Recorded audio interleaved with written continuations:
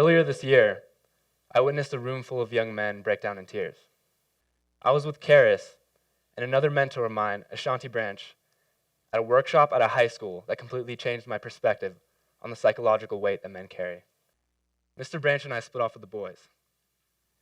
They were tossing around a football, laughing, tackling each other, joking, and some of them were joking about us being there. We were there to teach social emotional learning. So I was thinking to myself, these guys,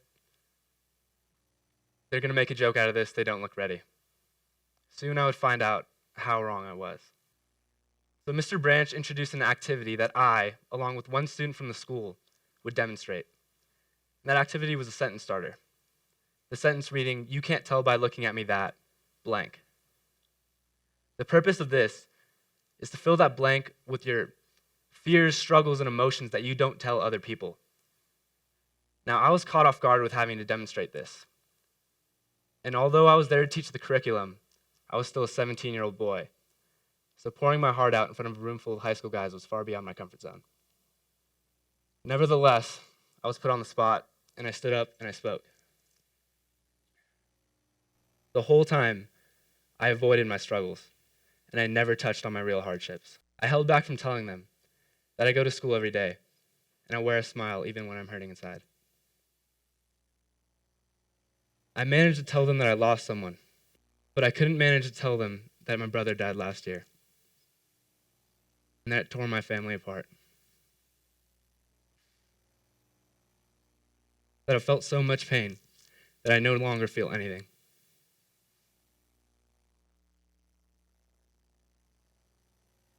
I couldn't tell them that my world was falling apart, and then I felt completely alone. I couldn't do it, because I knew if I started, it would all come out, and it would come out with tears. But a brave young man did what I didn't. When he stood up after me, he looked afraid, but he continued anyway. In front of his whole community, he broke down in tears and told us his most personal struggles. When he was finally finished and he was finally done crying, the whole room was silent and everyone was shell-shocked. As men, we are not supposed to tell anyone about our feelings unless we're pissed off. We're not supposed to let anyone in. But here was this high school senior, a role model in his community, completely letting his guard down. And that was all it took. It was as if, for the first time, someone had opened a door that we had been afraid to knock on our whole lives. I walked around as each boy shared in their groups, and within minutes, the students were crying.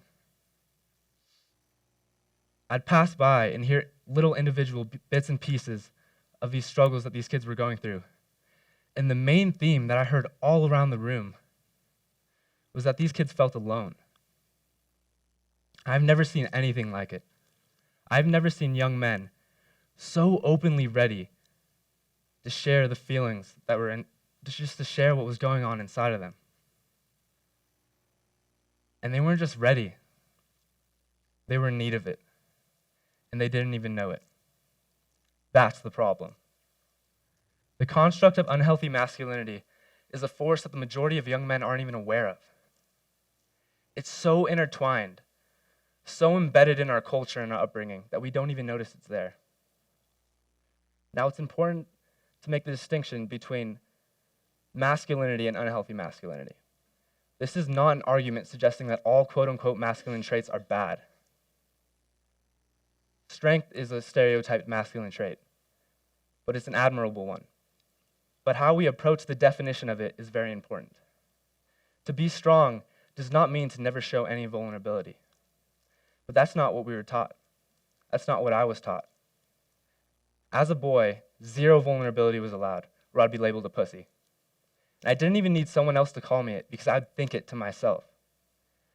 And it wasn't the labels that caused harm to me, because I quickly avoided those by adopting the behavior that wouldn't be criticized. It was that behavior, the effort to fit the hyper-masculine image that caused harm because it meant I had to suppress any parts of myself that didn't fit the standard. I was just a young boy when I started getting messages regarding what it means to be a man. Bombarded with MTV rap videos, emotionless renegades in action movies who will take lives without a moment of remorse, somehow always in control of a situation, showing no weakness.